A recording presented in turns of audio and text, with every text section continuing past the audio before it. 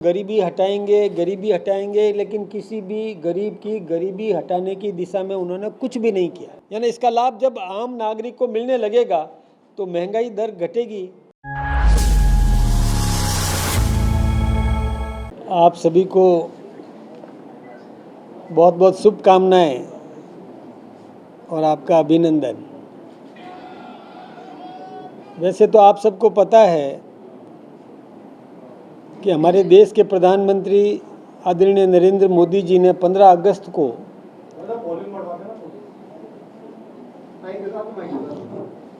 आवाज़ नहीं आ रही है? अब ठीक है? नहीं, आवाज़ आ रही है क्या?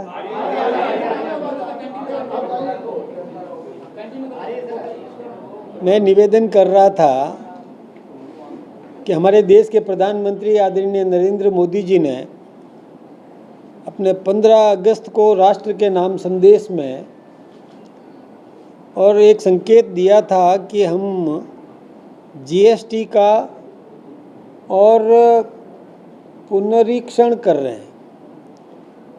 उसमें हम जनता को किस प्रकार से और अधिक राहत दे सकते हैं, इसके लिए स्लैब्स में पुनर्विचार कर रहे हैं। और उसी की तर्ज पर हमारे देश की वित्त मंत्री एवं कॉरपोरेट मिनिस्टर आदरणीय निर्मला सीतारमण जी ने और जीएसटी में और जो बदलाव किया है वो सब इस देश के आम नागरिक के हितों को ध्यान में रख करके किया गया है। इसमें कई राहत दी है, विभिन्न प्रकार की राहत जो जिसकी कल्पना भी नहीं की जा सकती, इतनी अधिक हमें सुविधाएं उपलब्ध करवाई है। सस्ता किस प्रकार से आम नागरिक को इलाज मिल सके इसकी चिंता की है। कृषि क्षेत्र में किस प्रकार से हम और अधिक और काम बढ़ा सकें, किसान को किस प्रकार से राहत दें। यही नहीं, दवाओं को सस्ती करना, ये एमएसएमई यानी कुटीर उद्योग को प्रोत्साहन देने के लिए और उनको किस प्रकार से सहायता दी जा सके, ऐसे कई मशीनरी जो कुटीर उद्योग में काम में आती है उनको भी और टैक्स में जीएसटी में बहुत राहत दी है, बहुत कमी की है। कई ऐसी ज़रूरतमंद वस्तुएं हैं जो आम नागरिक के यानी सामान्य परिवार और सामान्य से नीचे के परिवार यानी सामान्य और उससे और जो अति सामान्य परिवार जिसको कह सकते हैं, उनकी आवश्यकताओं को ध्यान में रख करके उन पर जीरो जीएसटी तक कर दिया है। ऐसी कई वस्तुएं हैं जिसका स्लैब्स आप सब ने समाचार पत्रों में भी पढ़ा है और वो सारे आपने देख भी लिए। यदि आप चाहें तो मेरे पास में लिस्ट भी है उसकी। लेकिन ये देखिए कि जो लग्जरी आइटम है, जो बहुत आरामदेह जिनकी सोच है, जो कर सकते हैं, अफोर्ड कर सकते हैं, जो बर्दाश्त कर सकते हैं, उन पर ज़रूर कुछ बढ़ोतरी की है। ऐसी कुछ कारें हैं, ऐसे कुछ उपकरण हैं जो अति संपन्न लोगों के उपयोग में आते हैं, वही ले सकते हैं, उन पर ज़रूर टैक्स बढ़ाया है। लेकिन सामान्य परिवार, मीडियम क्लास, मध्यम वर्गीय परिवार जो उपयोग में लेता है, उन वस्तुओं पर तो अधिकतम वस्तुओं पर जीरो जीएसटी कर दिया है। यानी 2500 रुपये से कम कीमत के जूते पर भी और उन्होंने टैक्स में पूरी राहत दे दी है। इसके अलावा भी कई ऐसे लघु उद्योग जो अपने राज्य स्तर पर कुटीर उद्योग जो तैयार करना है, जो लोग लगाते हैं, या जो हमारी प्रतिभाएं जो छोटा छोटा उद्योग लगा करके और उत्पादन बढ़ाने की दिशा में काम कर रहे हैं, उनको भी और जीरो जीएसटी कर दिया है। इसके साथ ही आप साबुन है, टूथपेस्ट है, ये सब चीज़ें तो बिल्कुल जीरो पर कर दी। इस पर जीएसटी बिल्कुल जो पहले कहीं 12% थी या 18 थी, उनको भी शून्य पे ला दिया है। ऐसी बहुत बड़ी राहत दी है। और मैं सोचता हूँ कि यदि आप इसमें चाहें तो मैं लिस्ट भी, वैसे लिस्ट आई है समाचार पत्रों में, आपने पढ़ी भी है, तो इसके लिए मैं हमारे देश के प्रधानमंत्री, हमारे देश के वित्त मंत्री और हिंदुस्तान का जो हमारा नेतृत्व है, मैं उनकी भूरी भूरी प्रशंसा करता हूँ। निश्चित रूप से इससे आम नागरिक का जीवन सुलभ होगा, विभिन्न कठिनाइयों का वो सामना कर सकेंगे। ऐसी कई दवाएं हैं, जैसे कैंसर से संबंधित या और जीवन रक्षक दवाएं हैं, उन पर भी जीएसटी शून्य किया है। इसके अलावा भी कई ऐसी दवाएं हैं जिनको जो दवाएं कुछ ही उपयोग में आती है उन पर ज़रूर उन्होंने 5% टैक्स का किया है, बाकी सभी पर उन्होंने मुक्त करने का काम किया। तो ये स्वागत योग्य है और मैं चाहूँगा कि ये आप सब भी आम नागरिक तक ये बात पहुँचा भी रहे हैं, पहुँचा भी दें। अभिनंदन किया जाना चाहिए, हम सब इसका स्वागत करते हैं। देखिए, एक बात बताऊं, वो भी कांग्रेस का शासन इस देश पर कई वर्षों तक रहा। केवल बातें करते हैं कि हम गरीबी हटाएंगे, लेकिन किसी भी गरीब की गरीबी हटाने की दिशा में उन्होंने कुछ भी नहीं किया। और वैट जो है कितना बढ़ा दिया था, 36%, 33%, ऐसे उन्होंने वैल्यू एडेड टैक्स लगा दिया था। तो वो सब उन्होंने कभी भी राहत देने का काम नहीं किया। किसी को भी केवल बात कह देने मात्र से नहीं होता। अशोक गहलोत जी खुद राजस्थान के 3 बार मुख्यमंत्री रहे, केंद्र में भी मंत्री रहे, लेकिन कभी भी इस विषय को उन्होंने उठाया नहीं और कभी भी ऐसा कोई प्रयास नहीं किया। केवल लिपापोती की, शब्दों का और चयन करके और लाभ लेने का काम किया, लोगों को भ्रमित करने का काम किया, लेकिन इस दिशा में कोई ठोस कदम न तो कांग्रेस ने कभी उठाया, न अन्य किसी दल ने उठाया। ये केवल और केवल भारतीय जनता पार्टी है जिसने आम नागरिक की चिंता की है, उस मध्यम वर्ग और कमजोर वर्ग की चिंता की है, ये केवल भारतीय जनता पार्टी ने की है। राहुल गांधी जी भले ही पीठ थपथपाएं, भाई मनमोहन सिंह जी के समय में क्या था, जब राहुल गांधी जी अपने चरमोत्कर्ष पर अपने आप को मानते थे, उनका यहाँ तक कि केंद्र के मिनिस्ट्री का, कैबिनेट के उसके नोट्स को भी उन्होंने फाड़ करके फेंक दिया था। यानी खुद की सरकार के कैबिनेट नोट्स को उन्होंने फाड़ करके फेंक दिया था। तो वो तो सुप्रीमो थे उस समय, तो उन्होंने भी कुछ भी नहीं किया। अब केवल बातें करते हैं कि हमने कर दिया। यानी हमारी पार्टी ने, हमारी सरकार ने जब कर दिया तो वो कह रहे हैं कि हमने मांग की थी तो जब आप शासन में थे तो कर देते, लेकिन उन्होंने कुछ भी नहीं किया। इसके अलावा भी मैं एक बात बताना चाहूँगा आपको कि अंतर्राष्ट्रीय महंगाई दर जो 2014 में 4.5% थी, जो अभी 2025 में 5.8% हुई है। मतलब आप समझ रहे हैं, दुनिया में महंगाई बढ़ रही है, लेकिन भारत में महंगाई की दर जब 2014 से पहले 9.8 थी, जो अब घटकर के 2.1 आ गई है। ये एक विशेष रूप से महंगाई दर में जितनी कटौती हमारी सरकार ने की है, केंद्र की वर्तमान मोदी जी की सरकार ने, भारतीय जनता पार्टी की सरकार ने महंगाई पर अंकुश लगाने का जो पूरा काम किया है, ये स्वागत योग्य है। और जब जीएसटी में और जो बदलाव आया है, इसके बाद तो ये महंगाई दर 1% आ जाएगी। यानी इसका लाभ जब आम नागरिक को मिलने लगेगा तो महंगाई दर घटेगी। तो अब ये किस मुंह से बात कर रहे हैं विपक्षी केवल शब्दों की लिपापोती करने का काम कर रहे हैं। जनता को राहत देने की दिशा में कभी भी कुछ भी नहीं सोचा, कोई काम नहीं किया। ये मैं दृढ़ता के साथ कह रहा हूँ, उनके पास में कुछ भी कहने के लिए नहीं है। देखिए, अब आम आदमी मकान आसानी से बना सकेगा। मकान बनाने में जो सामग्री उपयोग में आती है उस पर जीएसटी कम कर दी, किसी पर 0 भी कर दी, तो मकान आसानी से बन सकेगा। पहले कांग्रेस रोटी कपड़ा और मकान के नाम पर वोट मांगती रही, लेकिन किसी को कुछ भी देने की स्थिति में वो नहीं थी और नहीं दिया। ये केवल और केवल भारतीय जनता पार्टी की सरकार है। जिन्होंने मकान बनाने को भी सस्ता, मकान खरीदने पर भी सस्ता, उस पर भी कई और राहतें दी है। यानी ये प्रधानमंत्री जी ने करके दिखाया, ये स्वागत योग्य है और निश्चित रूप से आम जनता इससे लाभान्वित होगी, राहत मिलेगी, आम व्यक्ति को छत मिलेगी, आम व्यक्ति को रोजगार मिलेगा, छोटे छोटे उद्योग पनप सकेंगे। हमारे राजस्थान में और हमारे देश में कई ऐसे जो जिसको आप रॉ मटेरियल्स कह सकते हैं, कच्चा माल यहाँ पर उपलब्ध है। चाहे भूगर्भ क्षेत्र के अंदर भी जो माल जो मिनरल्स है उसका भी उपयोग हम लोग कर सकेंगे।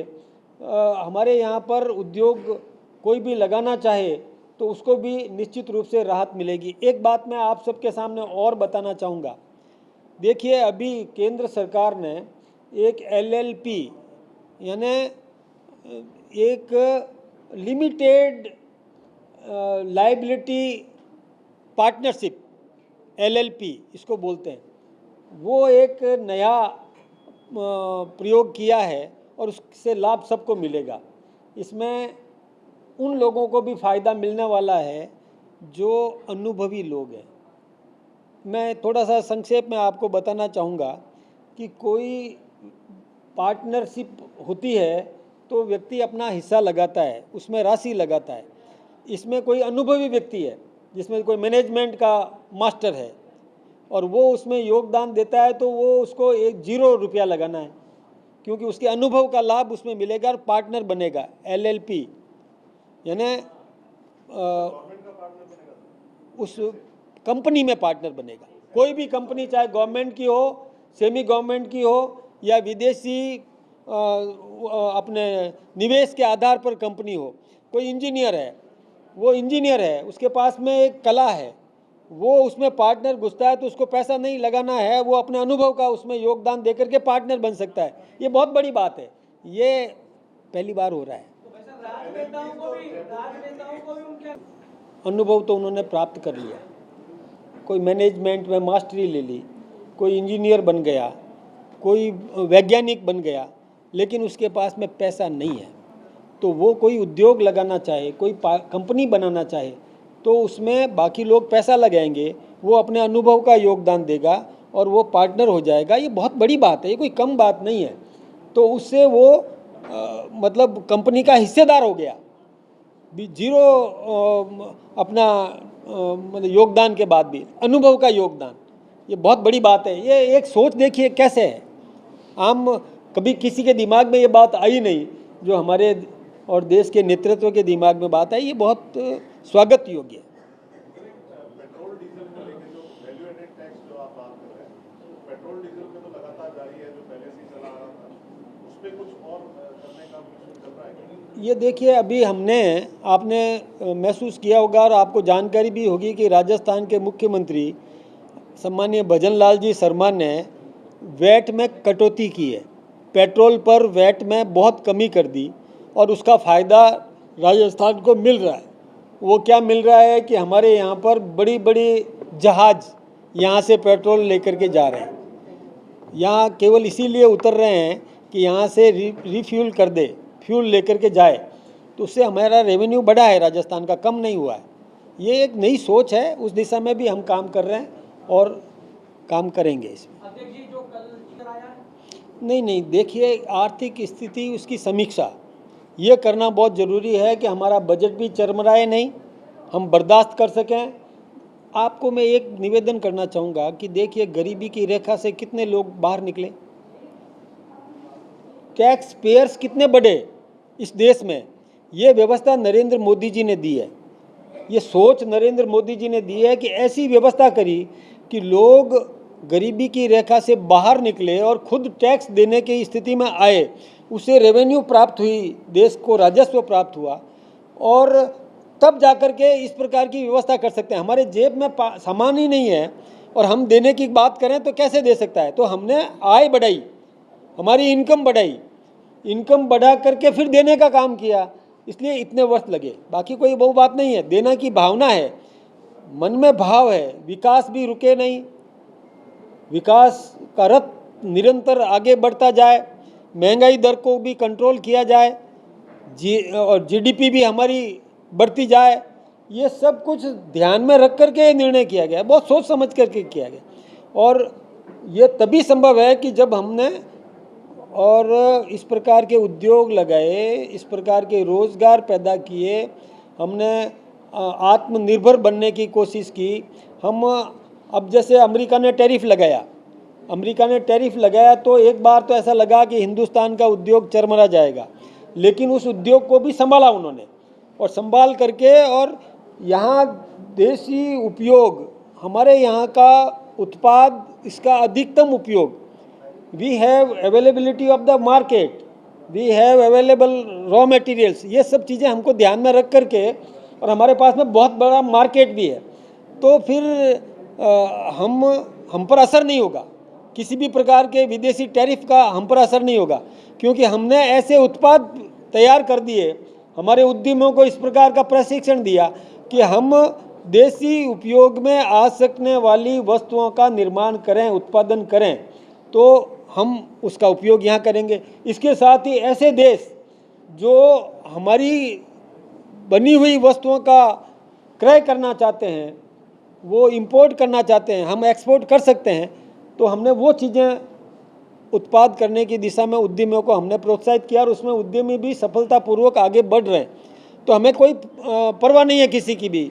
ये टैरिफ का असर उन देशों को ही होने वाला है जिन्होंने इंपोर्ट ड्यूटी अपने यहाँ लगाई है, तो वहाँ उनको समस्या है, और वहाँ पर भी वो यू टर्न करना चाहते हैं। वो बार बार संपर्क भी कर रहे हैं हमारे नेतृत्व के साथ में, और उनके वाया मीडिया किसी मंत्री के माध्यम से, वित्त मंत्री के माध्यम से, और किसी सेक्रेटरी के माध्यम से वो इस प्रकार की चर्चा भी करने में कोशिश कर रहे हैं।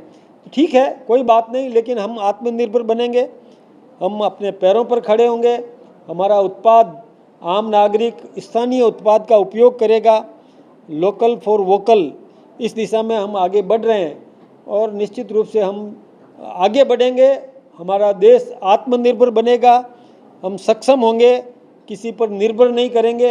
ये बहुत बड़ी बात है, और इस दिशा में जो नेतृत्व काम कर रहा है, इसकी सोच, नेतृत्व की सोच है कि नेशन फर्स्ट, बाकी सब गौण, बाकी सब बाद में, उस दिशा में काम करना। यानी आम नागरिक, किसान, मध्यम वर्ग, सामान्य वर्ग, उसको किस प्रकार से राहत दें, और जो बर्दाश्त कर सकते हैं उनसे वसूला जाए, इसमें कहाँ दिक्कत की बात।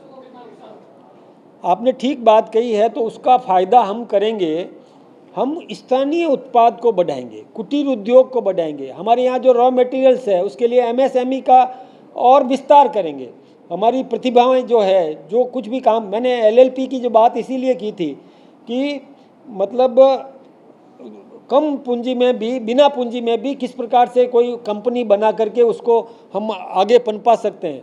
ये सब जब काम होने लगेगा इस प्रकार से, तो निश्चित रूप से हम मुकाबला कर पाएंगे उसका। देखिए, प्राकृतिक आपदा, ये आप सब जानते हैं कि ये आ सकती है, लेकिन सरकार इसके लिए प्रयास करती है कि उससे किस प्रकार से बचा जाए। इसके लिए प्रयास हमने किए हैं, हमारी सरकार कर रही है। जहाँ कहीं भी अतिवृष्टि हुई है, हमने तुरंत, हमारी सरकार ने वहाँ पर और गिरदावरी करने के निर्देश भी दे दिए, और कलेक्टर्स को भी निर्देशित कर दिया गया है कि वहाँ पर किसान को किसी प्रकार की हानि नहीं हो। एक बात। दूसरी बात है कि वहाँ पर कुमुक भेजना, उनको राहत पहुँचाना, सामग्री से लेकर के मैन पावर, यानी कहाँ पर मिलिट्री भेजना, कहाँ पर किस प्रकार से राहत पहुँचाना, कहाँ पर एक्सपर्ट्स को भेजना, नौकाएं भेजना, वहाँ पर किस प्रकार से पानी की निकासी सुनिश्चित हो सके, किस प्रकार से पंप लगा करके, पंपिंग करके पानी को बाहर फेंकवाया जा सके, ये सब प्रयोग किए गए हैं, प्रयोग चल रहे हैं, प्रयोग हो रहा है। लेकिन दूसरी तरफ ये भी सही है कि हमारे बांध भर गए, हमारे बांध ओवरफ्लो होने लग गए, जिससे आगामी फसल बहुत अच्छी होगी, जिसकी संभावनाएं हैं। लेकिन अभी फ़िलहाल जो आपने सवाल किया कि हम किसी को परेशान नहीं होने देंगे, सभी को राहत देने का काम, ये हमारी जवाबदारी है, सरकार की जवाबदारी है। सरकार ये सुनिश्चित कर रही है, हमारे उस विभाग के सारे मॉनिटरिंग चल रही है, निगरानी यहीं पर है। सभी किसी भी क्षेत्र में कहीं भी किसी भी प्रकार की प्राकृतिक आपदा है तो उसका समुचित तरीके से मुकाबला करके राहत देने का काम करेंगे।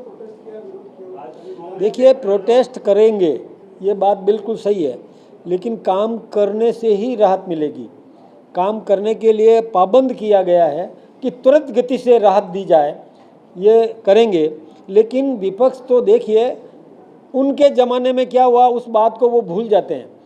उन्होंने क्या किया था वो भूल जाते हैं। कई कई दिनों तक संभाल नहीं हो सकती थी, लेकिन हमने तत्काल और ये प्रयास किए कि इमीडिएट कैसे भी यानी राहत दी जा सके। इसके लिए हमने एक टीम भी तैयार की है, जो टीम पार्टी स्तर पर भी और सरकारी स्तर पर भी इस प्रकार की व्यवस्था की है कि तत्काल राहत कैसे पहुंचाई जा सके। किसी को कहीं सुरक्षित स्थान पे पहुंचाना है वो काम भी किया है, कहीं पर एनडीआरएफ की टीम को भेजना है वो भी काम किया है। ये सारे काम हम लोग बराबर, निगरानी हमारी है, समुचित तरीके से हम काम कर रहे हैं। देखिए, अभी दौरा कोई आया नहीं है, लेकिन संभावनाएं हैं। वो तो अपेक्षाएं तो रहेगी, सभी को रहेगी, लेकिन राजस्थान में भी इस प्रकार के प्रयास चलेंगे।